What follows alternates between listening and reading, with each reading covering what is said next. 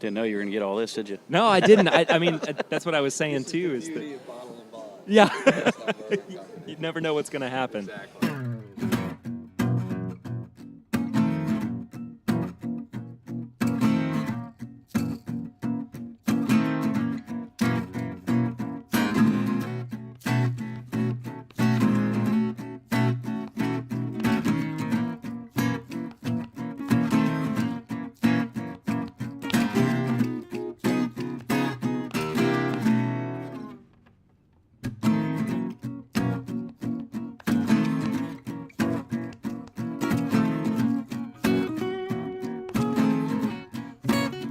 Welcome back, everybody, to another episode of This Is My Bourbon podcast. I'm Perry. I'm your host, and I got to be honest with you, didn't think I was going to have a crowd this big today when I woke up, but I am super excited to be at the Bottle and Bond kitchen at the Bardstown Bourbon Company with a great table of guests on the show. First off, I want to say thank you all so much for being here, but I'm going to just kind of go clockwise around the table and let everybody introduce themselves. So, David, if you want to go first. David Mandell, President and CEO, and one of the founders of the Bardstown Bourbon Company. Yes.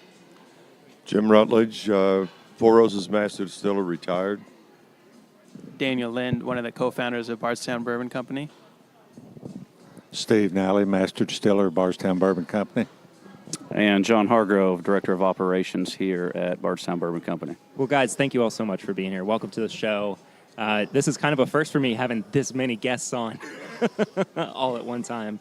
But I think we're going to have a great time. We're going to really enjoy this conversation. So first and foremost, I want to talk about where we are in this space. So, David, talk a little bit about the Bottled and Bond kitchen and its inception, because it's fairly new to this area and to the entire experience of the Bardstown Bourbon Company. Yes, and again, thank you very much for having us. Bottle and Bond is our newest expression here and experience at the Bardstown Bourbon Company. It is really the second phase of where we are headed.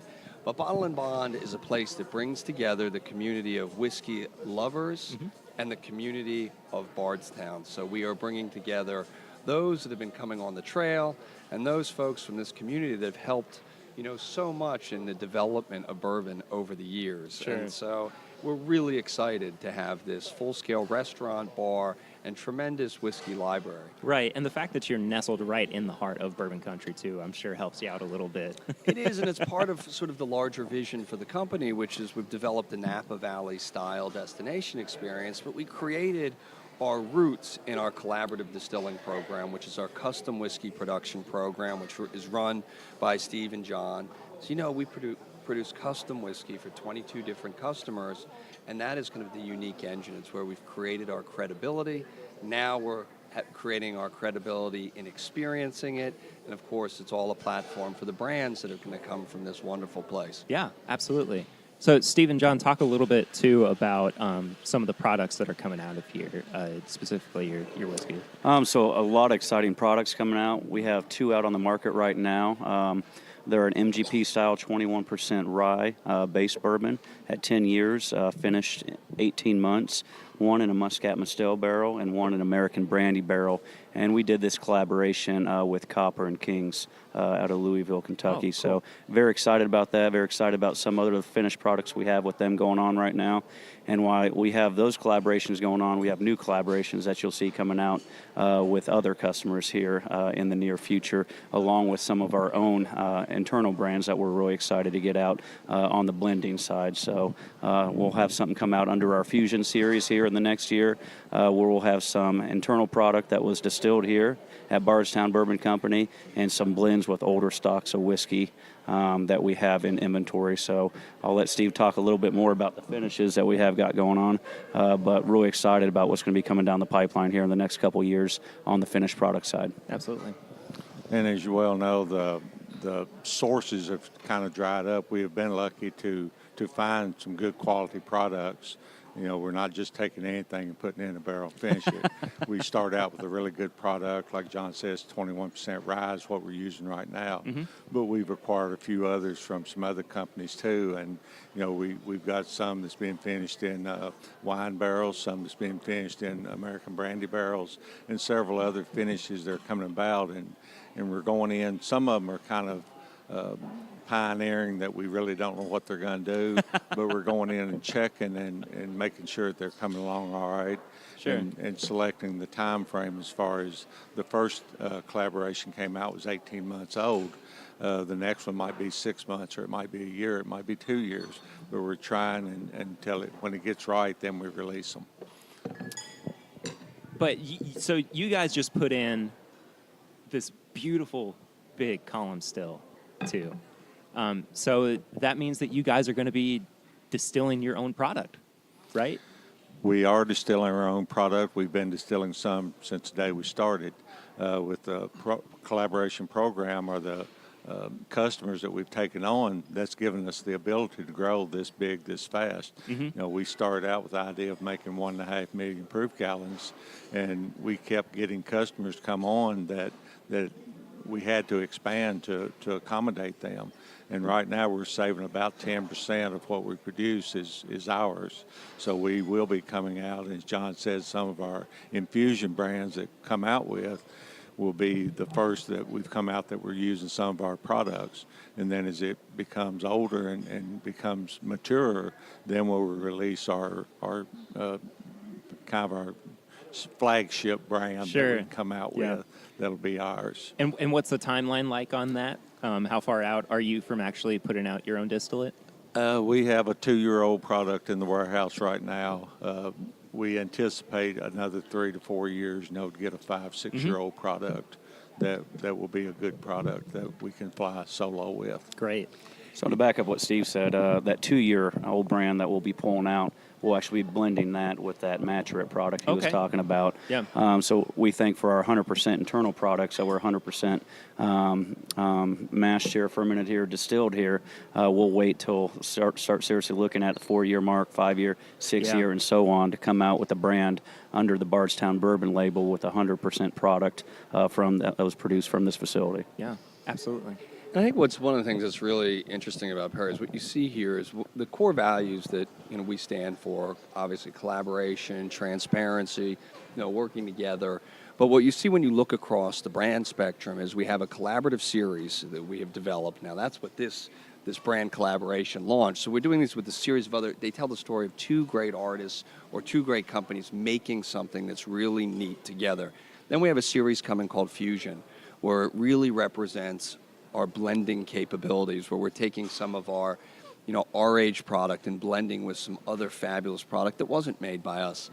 And then we evolve into our core products, and they all live together. And that's really kind of the beauty. You get to see the full spectrum of everything that we're doing. So let's step back just a little bit, too, and talk about the fact that what you guys have associated with your brand right now is sourced products. There are a lot of people who will look at a company who sources whiskey and kind of turn their nose up a little bit at them. Did you ever kind of face that, or did you ever care whether or not people No, and I'll felt tell that you, way? here's why. Because the company is we are a celebration of the craft of making whiskey. So what we do is we really embrace all the aspects of it. And as long as you are transparent about where that product came from, it's like, do you always expect the chef to grow their own vegetables? And the answer is, of course not. You source some wonderful product, but it's about what you ultimately make. And you see that creativity through our collaborative series. Through our Fusion series, you see the blending, which is something, and I think that's coming now. And Jim, I would actually be interested in your perspective, too. The art of blending is something that is really important. Well, you're absolutely right. Blending is an art, just like the art of distillation relative to yeast, fermentation, mashing. But that is an art, because you can take, example, 2 really, really good barrels, put them together, and it ends up not so good. But you can take this barrel this is okay, put them together, you may have something outstanding. So it takes time. It's something that you just can't select barrels and based on their individual characters and say, boy, this is going to be really good. You've got to experiment and try and evaluate what you have, and it is an art. So with that, in the spirit of collaboration, I already got my mind running. We have Jim here, first time he's been on site. We have Steve here, so maybe we get together after this podcast and maybe we start to develop a product with those two minds, with the innovation behind that product between these two guys right here at the table. Please. Please, and let me know when that becomes a thing, because I will be all in on it. One sense, we're kind of not sourcing product to our customers.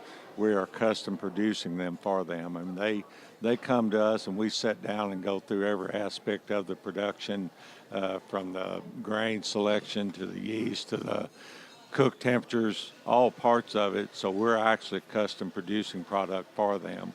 We're not just making a product and selling it to them. Right.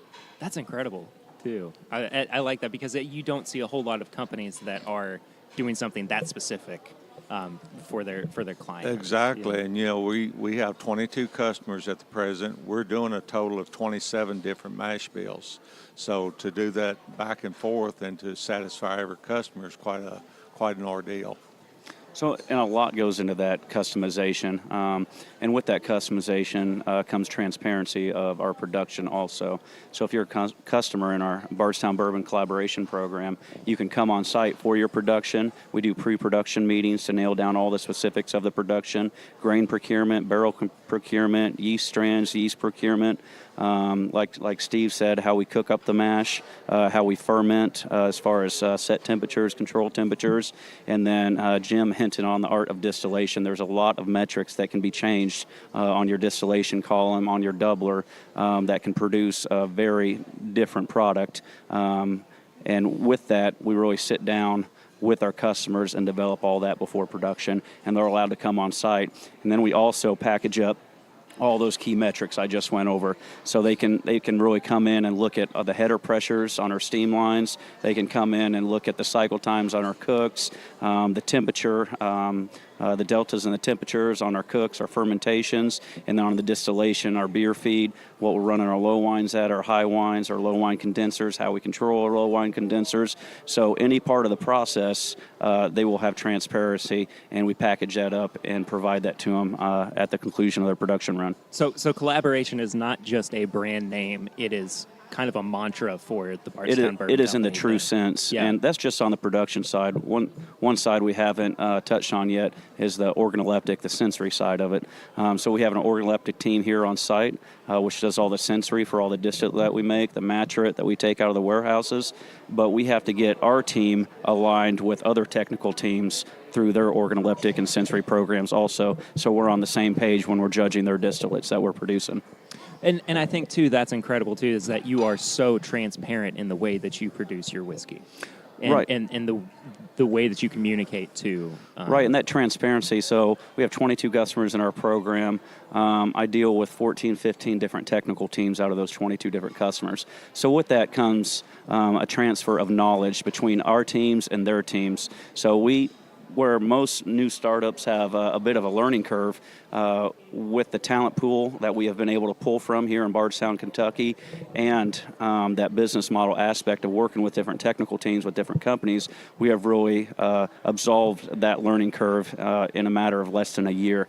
So out on the production floor, our operators have an average experience of 15 years of distillery experience across the board on our operations. If you go out there, you won't see one person that did not come from a distillery out on our production floor. So I want to take a step back just a second, because I have a whole lot of stuff on the table in front of me that I feel needs to be discussed. First and foremost, let's talk about the cocktails that I have before me. Talk about what they are and what has gone into them and the creation behind them, because first off, they're really good. Well, it's one of the most important things, obviously, for us in creating Bottle and Bond was to have a fabulous culinary team and a great beverage team. And our beverage team, Dan Calloway, is the GM of Decca in Louisville.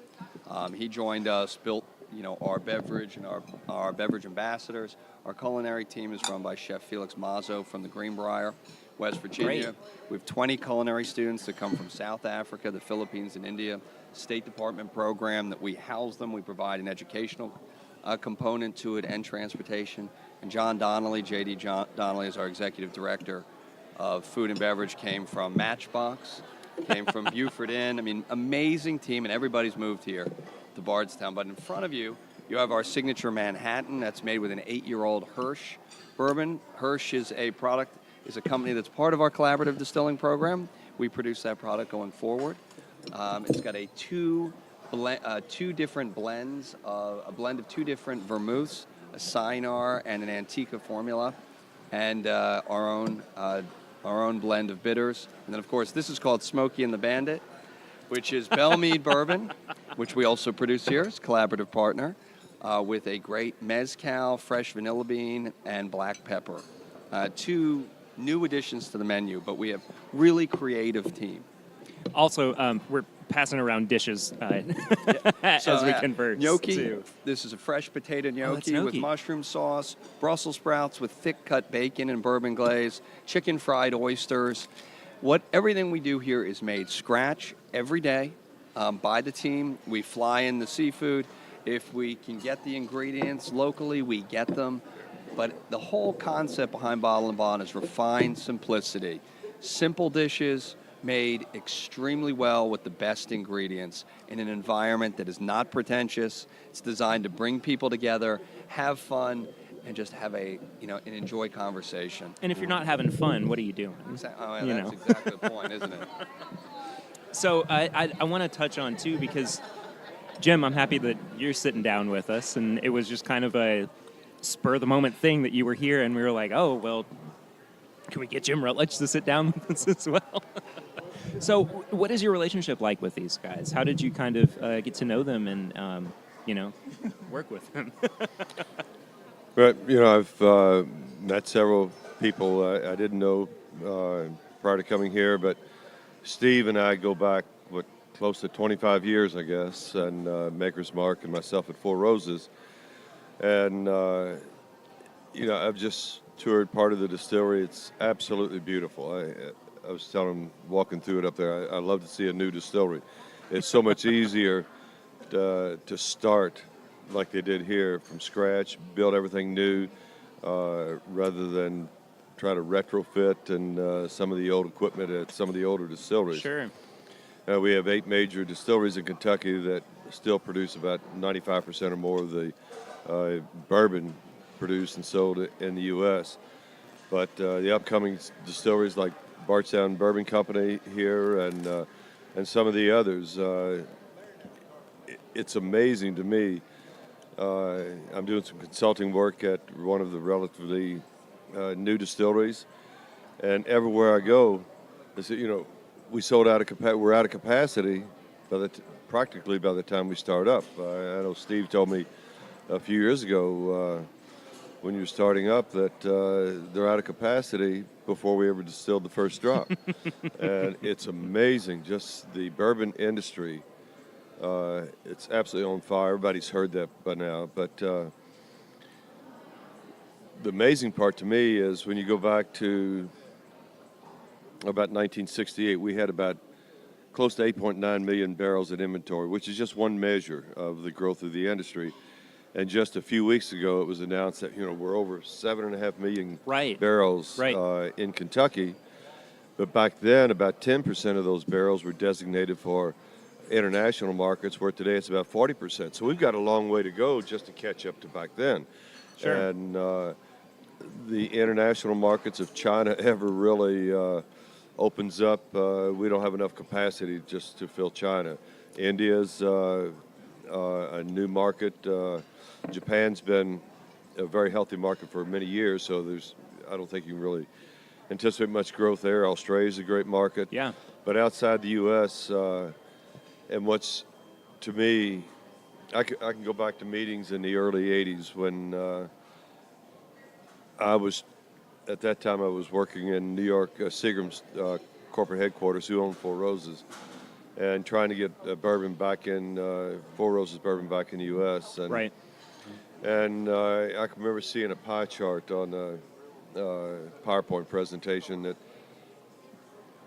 I can't remember. I may be off a little bit, but not much. I think of the whiskeys of the world, Scotch was about 37.7 6.3 or 4. Bourbon was only about 6.7. And so, and people's attitude was, we don't stand a chance. Look at the Scotch market. Right. And I said, look at the opportunity to grow. And that's what's happening. We go around the world now, people are finally beginning to realize, hey, there's another whiskey in this world besides Scotch, and it's bourbon, and especially Kentucky bourbon. Do you feel like, because this is something that I've been thinking about a lot recently.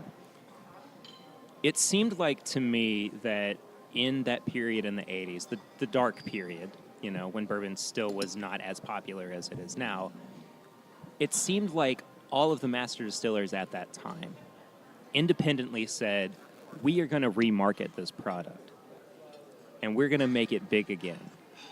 And it seemed to kind of work in a way that produced something that people wanted to be a part of. Do you feel that was kind of that energy at the time, or, were you just trying to do business? Well, I think if at any time in history, if you talk to a master distiller, hey, we make the greatest bourbon or whiskey or rye there is, and people have got to like it. We know what we're putting in a barrel and what can be put in a bottle. So I'm not sure that's. I don't know what to say about that other than we've always felt that way. Sure. Now, in long-range planning, we're planning, if it's a 6-year-old bourbon, of course, you've got to look at the forecast, and it's not, it's stretching the imagination to say it's an educated guess. It's a guess down the road where you're going to be in 6, 7, 8 years, depending on the age of the product, weighing that against your current barrel inventories, and then the difference is what we need to produce right now. And, of course, our industry has been sliding since the late 60s. Sure. Every year, so we were projecting for this slide. And I can remember at that time, Four Roses in Japan, the top 2 bourbons in Japan were Four Roses or I.W. Harper. And it was back and forth. Every other year, it seems like one was the top-selling brand. But in '88, the Japanese market didn't show some signs of growth. It shot through the roof. Right. But our industry, especially those 2 brands, distilleries, with our pants down. And I was up in New York doing their long-range planning, distillery planning for all Seagram distilleries in the U.S. at the time. And I ended up selling, Seagram had, in addition to Four Roses, which was only an international brand, we had brands like Eagle Rare, Antique, Benchmark, Henry McKenna, and another brand I can't recall right now. I was the one who approached Seagram marketing and sales executives, and we need to sell these brands. We're not doing well. We're not promoting them. We're not standing behind them, because Seagram was not a bourbon company. It was a primarily blended whiskey company. Right. So we sold those barrels to devote, and some barrel inventory went with them, of course, but what was left we could devote to the one global growth market back then. And that was Japan. That was the first sign of growth. And in the early 90s, that decline that we'd seen over 20, 25 years started to slow down. And, we were excited. I was on the board of the Kentucky Distillers Association back then. We were excited just to see the business level out. We're not declining, Sure. We're leveling out. And then by the mid-90s, there were some trickles of growth. It was signs of growth. It was growing a little bit. And, we were all very optimistic. And we all know what's happened recently. And people say, well, when's, and all through those years, and I can attest to it, that when you do long-range planning, the industry's always up or down. It's like a roller coaster ride. And the only time the barrel inventories are ever in alignment is when on the way up or on the way down. And but since that time, since in this century, the growth is absolutely amazing. And like I previously mentioned, we're not up to where we were in barrel inventories back in the late 60s.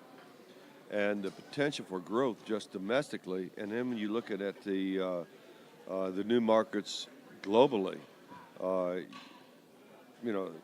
whether it be established markets, UK, they're growing, France is growing, Spain's Sure. growing, but the new markets in India, China, and other countries around the world, bourbon is on fire, and it's going to be here. It's not here and gone like it used to be. Sure. It's here to stay for many, many years to come.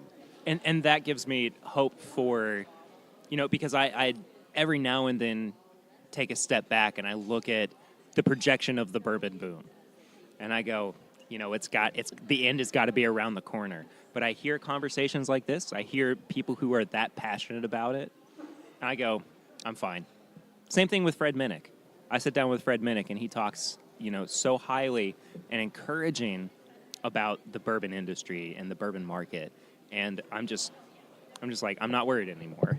And if you look at what, the expansion that is taking place, if you look at the expansion that's taking place with all of the legacy distilleries, the amount of capital they're putting in and expanding them, you look at the success of our collaborative distilling program and the fact that, we're producing 4 brands. These are brands that didn't have distilleries behind them. We also produce for several of the, the larger companies, across the globe as well, again, tied to great brands. But that growth is there. Yeah. And everyone would have to be wrong in order for there to be a very significant change. And also, when you look at the trends, the growth of cocktails, the growth of, premiumization, it's going across the globe. And some of that international growth hasn't even hit yet. But internationally, I mean, that sounds like it's a market that at this point is kind of untapped. I mean, there may be interest, but I mean, it seems like we're still kind of working to, find where people really enjoy what Kentucky is doing with bourbon, or just the United States is doing with bourbon. So it is that expansion going to be a key factor in keeping the bourbon boom alive? Well, I don't know if it's about keeping it alive. The question is going to be how much more does it grow and how much do we have? And I think, again, it's when you look at what some of the larger companies are preparing for, they have not even made inroads into, countries like China and into India. Sure. One, because they don't have enough product to do it. And, they just have not gone there yet, just a little bit. And so if those markets get a taste for bourbon, if it begins to move, a couple points away from Scotch to bourbon, I think from the studies that we've seen, there's not even enough resting right now in Kentucky to handle it. So it just depends on the perspective. Sure. Let's talk to a little bit more about the product that's coming out of Bardstown Bourbon Company. One of the things that I always am enticed by with bourbon is the past and how the past seems to be shaping the future. So what is it about the past that you have found is inspiring you moving forward with the products that are coming out of the Bardstown Bourbon Company? So I think that's a twofold question. I think what we have special here is Steve Nally's experience. He's been in the industry 46 years, and me, a relative newcomer to the business, more of the science background, where Steve has worked every position in the distillery, true and tried master distiller that knows every part of the process. And then I come from the manufacturing business where I have a technical background. So you kind of have an art meet science here at this facility, and you need both to thrive and make a quality product. So the art of it is Steve testing the maturate, blending, like Jim hinted on earlier. You can have 2 medium quality barrels, put them together, have a great blend. You can have 2 great barrels, put them together, and you have a terrible blend, to say the least. That's the art of it, the arts of it, knowing he'll test the grain, do sensory on the grain coming in, and then the science aspect of it, the GC analysis of it, the supporting instrumentation equipment that you would see in our process, that transparency I was talking about into the process. We have done significant capital investment on a lot of that automation, and still respecting the art of the whiskey and bourbon making process. So I think what we have very special here is the technical aspect of it, and then respecting the traditional aspect of it. And we don't want to take anything away from the traditional. We just want to push the envelope on the technical aspect of it for quality reasons and for efficiency reasons. So I think it's a great balance with what we have going on here, and I think that's going to be reflected in our products that come out in the future. And I think another thing that's really changed drastically for us as producers has been the consumer's demand. It went from years ago, the cheaper products that people just bought, really didn't appreciate the flavor or the taste of it. Then it got into people enjoyed the product as a sipping product. They'd take it neat over ice, and now it's starting to swing into cocktails, and that demand creates a lot of new products. You know, you want products that will carry into that cocktail and make it really nice. And, you know, a Maker's Mark or a high-end Heaven Hill or something might not work well in that cocktail, where a 95 rye or some other product will. So that's another demand that's being imposed on us as producers, that the consumer has brought forth and demanded. So it sounds like you have a very specific idea or mission for your whiskeys that you're going to be producing. Try to put that into words if you can. What is your goal with everything that you are producing at the Bardstown Bourbon Company? We're producing products that, one, will be a good sipping product, and also some of the products that we have out will be good to mix into cocktails. So we have more than just one product coming out that can be used for different cocktails or different reasons. Yeah, and I think our brands are kind of representative of the specifics that we're coming out with. We're going to have a collaborative series brands. You already see 2 finished products out on the market with it. So it's really a story of a true master of the craft working with another master of that craft, whether it be an Armagnac house, a cognac house, a winery, or another distillery. Then we have our fusion series where we will take pride in the blending. That's where that art comes in. And then we'll have our Bardstown Bourbon flagship label, where we'll have the sipping whiskey that he's talking about. We're at 100% produced whiskey here at this facility. So we are specific, but we are covering multiple brands with that specificity there. So, And the thing I just top that all off with, what makes us different from everybody else is what you have is the experience, what we have learned, the knowledge sharing that's taking place in that collaborative distilling program is what is ending up in the bottle when we're making our own products. And that is what is so exciting. Never before have you had the number of companies, 22 different customers with their teams working with us, the type of knowledge sharing that's taking place in that distillery, and it is tremendous, where we are all learning from each other. That whole community is working together in one way or another in that program, and that is resulting in not only great products for them, but it's also resulting in phenomenal products for us. Right, and that kind of goes back to this idea of collaboration. So was collaboration something that was, crucial to your mindset when you were developing the Bardstown Bourbon Company, or was that just kind of something that happened along the way? It's probably a little bit of both, but it's an evolutionary story, and and Dan, who I'll just turn over to here for a second too, who is my partner in this, was here from the beginning as this project developed. As we evolved, we saw this desire and need for not only the program, but we actually saw this larger vision for let's bring this whole community together, and that's what we're going to be all about. There's not much to add to that. I guess I would just say that, we didn't want to just come in and copy what had been done before. And so as we were learning from people about how you could put together a business, how you could get into this business, this started to develop. Yeah, that's exactly right. And we like to say, no made-up stories, no hidden legends. We were faced when we started with the concept of, do we buy an old distillery and try to refurbish it? Right. Do we try to bring back a legacy brand? Do we try to create something based on history? Well, and Dan and myself and a couple of us, we don't have any grandparents in the distilling industry. There wasn't any legacy there. And so as we kind of began to think about it, it was sort of, now let's go the complete opposite direction. Let's make this a place that is about the craft of making whiskey, transparent, open, and then let's celebrate the community. And so you see that openness, you see that transparency in the design. It flows through every aspect of what we're doing. And we truly believe that we're stronger, we are better as we bring people together. And look at this, we're sitting in this restaurant, it's completely packed. Packed, yeah. And what are people getting here? They can drink anything. We've got a great wine program. We have 400 different vintage bourbons. We have over 400 bourbons and whiskeys from around the world. You can have great cocktails. And so it's really about experiencing. And part of that experience is enjoying what you want when you want it. And guess what? It might not always be bourbon.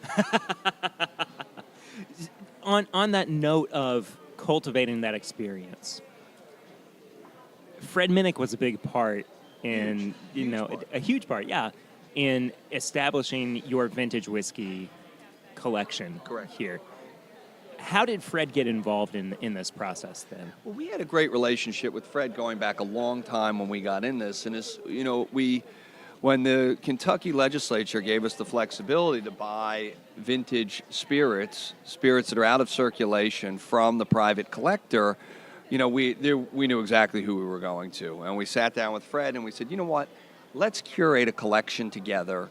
Then let's bring it in here and let's offer it to the public. And let's use that, going back to John and Steve's point, let's another manifestation of respecting art and science. It's about, that vintage collection in here brings us to the past. And we look at it and we try it. And we're trying that with the consumer against new things. And it starts discussions. And it starts discussions about, well, how did they make this product so great at this point? Or right. Why is this one so bad, from, this period of time? And so you have these conversations about, just because it's old doesn't mean it's great. Just because it's new doesn't mean it's good. So it's all about kind of the bringing those two together. And Fred was instrumental in it. He's curated the collection. Sure. And none of those bad whiskeys came from Four Roses, right? Not that we have ever found. Not for a long time, anyway. So I think what's really cool, too, is that we have at the table right now two people who are so steeped in, and I am looking right at you when I'm talking about this, Steve, steeped in the history of bourbon, and we're so ingrained in making it what it is today. So, Steve, I have to ask you, what was the experience at Maker's Mark that most shaped you into the master distiller that you are today? I think going back to then, it was everything that was done for a reason. When I first started, I questioned a lot of it, and it was a reason behind it, and the reason was to add exactly the same amount of grain, to cook to exactly the same temperatures. It was all done to produce exactly the same product in the end. Right. And if you vary any one of those, it can totally change the product. And I think, I had the privilege of working with and under some of the pioneers, some of the legends of the industry, and learning from them why this is done, why it's cooked this way, why it's processed this way, why it's aged this way. Everything about it is done for a reason. It's not just thrown together and fermented and distilled and put in a barrel. It's precisely done. So from that, do you look at the current state of the bourbon industry and see that same energy, that same passion that was kind of instilled in you through asking those questions and wanting to learn more about bourbon? I think it's yes and no. I think you can go to the market and purchase products, and you can open them and taste them, and you can pretty well tell whether they've been done the right way or whether they've been done the wrong way.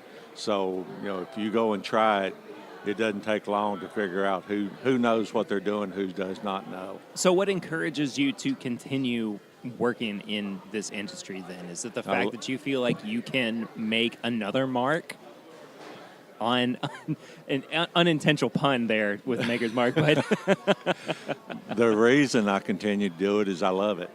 It's been something that from day one I've always enjoyed going to work. I enjoy talking about it. So I just love the industry. I love the people in the industry.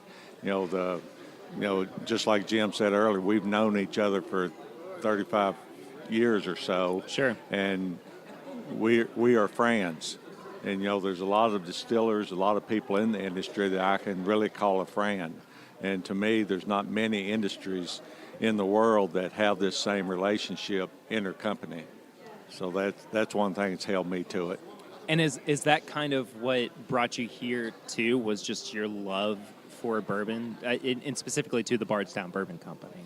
That and the vision that was presented in the get-go, in the initial part of it, was to develop a new company and develop. Part of the process that we're doing now was developed on the fly. We started out wanting to make a product, supplementing it with some collaboration with other people, and that part of it has grown to cause us to expand to quadruple in less than 2 years. So that part of it is just the demand that's out in the company. And, sometimes it's hard to hold back enough for yourself. But, we are. Let me brag about Steve just for a second, if Please. you don't mind, because I'll tell you, there are very few master distillers, obviously, left. And there are very few master distillers that, at their stage of the game, when Steve came in, he had been there, he had done it, he had built Wyoming whiskey, they would come in and say, you know what, we're going to make 27 different mash bills in one facility.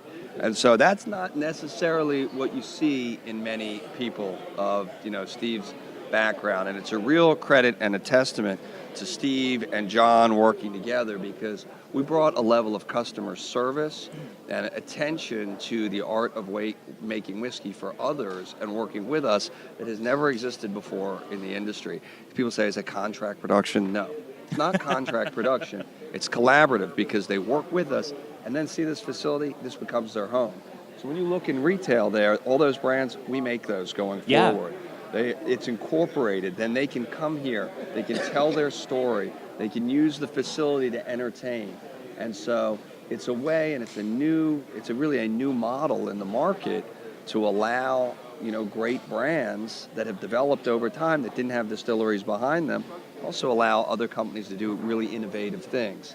And we do a lot of innovation as well. Sorry, she just walked away with a Heaven Hill decanter from what I'm assuming is the 60s or 70s, and it just caught my eye. That's just called lunch. This is how it goes. It's just called lunch. So what is the interplay between you and Steve, John, or you and John, Steve? What is how do you communicate in terms of what you want going forward as master distillers here? I think it's truly in the spirit of collaboration. It's a collaboration between us. I mean, we drive each other to improve the process and to improve the quality. Obviously, Steve is a wealth of knowledge for me to lean on, for our whole team to lean on in general. So he'll check me a lot of the times when I get some of my wild ideas to try it out. So, yeah, I always look for him. I look for his advice, and I continue to learn from him. My office is 2 feet away from him on a daily basis, so I'm really fortunate to be in this company, in this industry, learning from somebody as esteemed as Steve, and also being involved with other distillers, other consultants in the business at this level of the game right now. So the knowledge being transferred here is bar none. You will not get it anywhere else. Does John talk you up that much in person, like on a day-to-day basis, or Yeah, is this I just force him to. I won't let him out of his office till he does. But what he said is true, and we go over constantly processes, and if there's a flavor or something that's in the product, we'll sit down and talk about it and see how we can adjust something to make it better, something to adjust it to make it taste like we want it to taste. Because with all the electronics and the automation that John knows about, which I don't, I came from a background of manual everything, and to incorporate that in together to make it work. And a lot of that feeds the information that's fed to the customer. If they demand some of this, and he's able to produce it, where it would take me a month to sit down and produce what they asked for. So it's the ability to put both of those together to make the product that we're doing. And when we change recipes 3 or 4 times a week, You have to have that speed and that knowledge and the electronics to do that. And I want to go back a little bit to you just made a comment about the communication that goes on between you and your clients, and I think that again that transparency is so crucial to encouraging you to produce really high quality products, and I think that's what's most exciting too about moving forward with you all and seeing what's going to be coming out of the Bardstown. Right, company. and our customers, frankly, they demand it, and we're delivering it on it. So we make for some of the largest craft distillers in the world, up to the largest in the top 5 spirits producers in the world right now. So they've already have products out in the market that are tried and true. So to start distilling in 2016, come to our business and work with us, they want some assurances, obviously. And obviously we can provide that in the production process, the organoleptic evaluations that we do our distillates, and the overall interaction we have with their technical teams. So that's what drives a lot of the true transparency, because we want our customers to make this their home. We want them to be able to talk about it. We want their sales team to be able to come talk about it when they go out to all different states and talk about their products. So you can have sales teams meetings here if you're one of our customers. You can really bring in and teach your whole team about how your product is produced at Bardstown Bourbon Company. And we don't want any hidden legends, like David said. We want facts and we want transparency, and that drives the confidence of our customers to produce here with us. Absolutely, too. And that's one thing that we had to realize early on, was that we were producing a product for our customers. It's not necessarily something Sure. that we would produce for ourselves, and it's all about the flavor profile. They already have a product on the market. We're trying to duplicate that product, and whether it's a condenser temperature or any minor thing that you might think might be very important to developing that flavor. So let's talk more about not just collaboration with whiskey, but collaboration inside the Bardstown Bourbon Company. And I specifically want to touch on, too, the Bottled and Bond kitchen and the food that's coming out of you, too. So moving forward with some of the products that are going to be your own distillate out of this company, do you see more food pairing with the whiskey that's going to be produced here, or the products that are going to be produced here? What do you see moving forward? I think you see, a huge spectrum of what is possible. And so, of course, yes, we're looking at pairings and dinners, but it goes really beyond that. It starts with the culinary team working with the beverage team, working with the distilling team. And for the first time, you in a spirits company, you have in-house these 3 teams that are experts in each one of their areas, and each one of these areas plays such an important role in our overall enjoyment of life, everyday life. Why are we doing this? When are we drinking? We're usually eating, enjoying a great meal. We're either having a cocktail, we're drinking it straight. All these things are so important. That's why we eat and drink at dinner or at lunch. And so now you got to take these things together, and for the company. So when we're doing this, and John and Steve have been leading it, they're working with our beverage team. They have a different, excellent mixologist, incredible team. Some of the obvious stuff you're making here, they have different flavor profiles. They're trying things. They're helping the team blend. They go back and forth. They do blind tastings. They test each other. They're trying, they're experimenting. Same thing with the culinary team. So with this platform, we're harnessing all of this creativity. And so can I tell you exactly how it's going to turn out? No. But I can tell you we're getting everybody involved, and it's going to result in some remarkable things that are going to make us different from everybody else. Is this your canvas? Do you consider yourself as and I am kind of putting this title on you, as an artist in this medium? Is this your canvas? No, what I would say is this is a platform. And so the platform, we have built the team, and the team in this company is a story about the people that have come from all over the place to come here and join us to help make this the launching pad. And that's what it is. It's the launching pad for all the things that are going to come. And so we're really excited about it. So it's in some sense a stepping stone. It's exactly, well, that's right. It's foundational. Yeah. So in order to, have, the brands that are going to come from us, and to bring people here and to kind of take this to the world, you've got to start by creating your credibility, which we did in building this incredible distilling team. We had to create our experiential credibility by building a culinary team and a beverage team, and now they're all working together to not only make the brands for our customers, but for ourselves. Sure. And so that's where we're headed. And I'm going to kind of extend this question then to John and Steve and Jim. Do you consider yourselves artists in the world of bourbon? Because I think that there is so much room for creativity, in producing something that people can consume in a reasonable manner to where they can enjoy it. But do you consider yourselves artists? Everybody's silent. I'm looking at Jim and Steve to answer this one. Okay. All right. Steve touched on it early. He goes back to the time when everything was done manually. Yeah. I started in the business in 1966, and I think my first stint as a shift supervisor in the distillery is probably 1969, I think. And I can remember if we wanted to change the beer flow for one reason or another, say from 3,800 gallons an hour to 4,000 gallons an hour.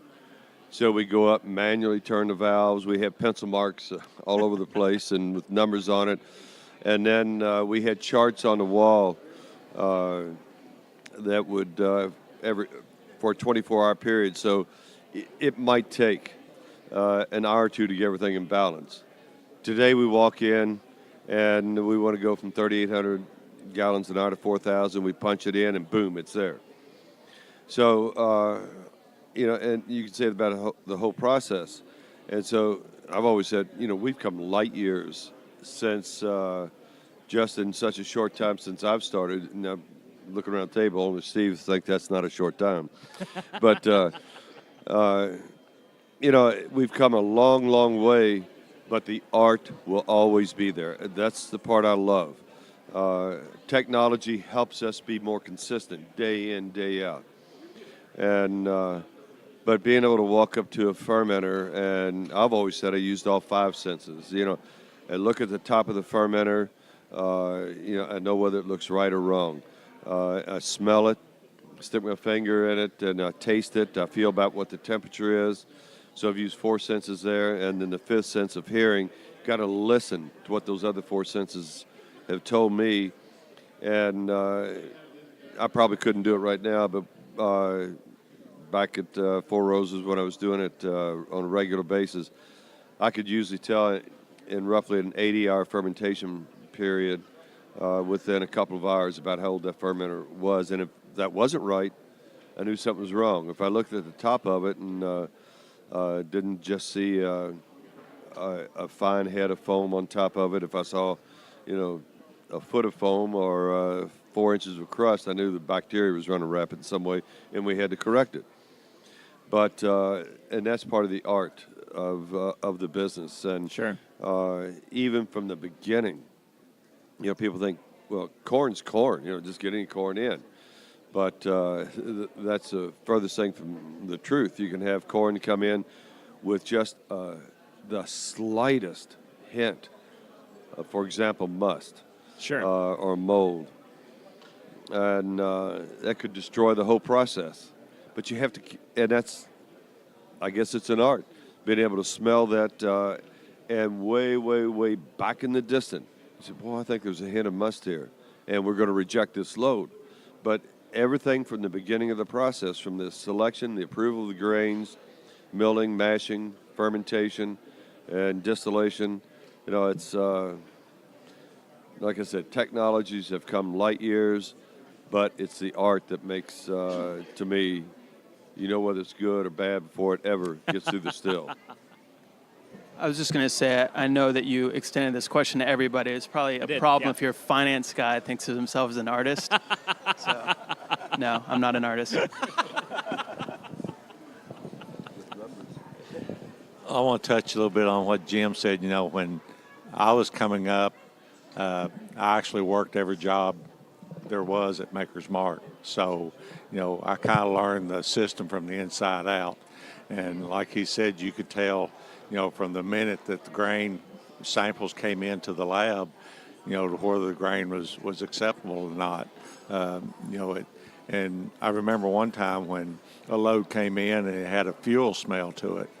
Well, we got to checking back, and it was as simple as when they were loading the truck, the exhaust of the tractor was blowing into it, so that smell came all the way to the distillery in that load of grain. Of course, it was rejected, but it's saying things that are so simple that can happen. And I kind of think that by having to do it manual for so many years, that you really know what was happening. When I tweaked that valve just a 16th of a turn, that accounted for so many degrees in temperature or a certain speed of the flow. So now when you punch it in a button, do the people that's doing that really know what they're doing? Do they? I'm just typing in a number. I don't know what it's doing downstream from it. So to some extent, the manual is a little bit better as far as people remembering or knowing exactly what they were doing. Right. And to kind of piggyback off of that too, I am by trade a graphic designer. But, graphic design today is all computer based. But, up until 20 years ago, it was all manual. And so, if you had type that needed to be set out, you had to do it all by hand. And then, you had to layer different sheets of film so that you could get the right color for it. And, it just seems, I get what you're saying in terms of like what the advancements have done for efficiency, but not necessarily for the artistry of this industry. So, yeah, I see what you mean. I agree with that's kind of goes back to the fact that you appreciate what went into that graphics. Or if you just punch it in a computer, you really don't know. Well, guys, this has been do you have something else to say, Dave? You want to go ahead? No? Okay. This has been a great panel. I'm so happy that I've been able to have all of you all sitting around and chatting, not just about the Bardstown Bourbon Company and Bottled and Bond, but just kind of this heritage that we've all, really enjoyed with bourbon. But I just want to say thank you all so much for sitting down with me. And we really appreciate you coming here. Absolutely. And, that's what this is all about. It's really all about just getting everybody together and talking about the Yeah. enjoyment and creation of bourbon and whiskey. And Jim, thank you for joining us. yeah, Jim, My my pleasure. goodness. Thank you Thank so you. much for wanting to hang out with us for a little bit. Just to wrap up real quick, if you want to follow up with us on social media, we are at My Bourbon Pod on Instagram, Facebook, and Twitter.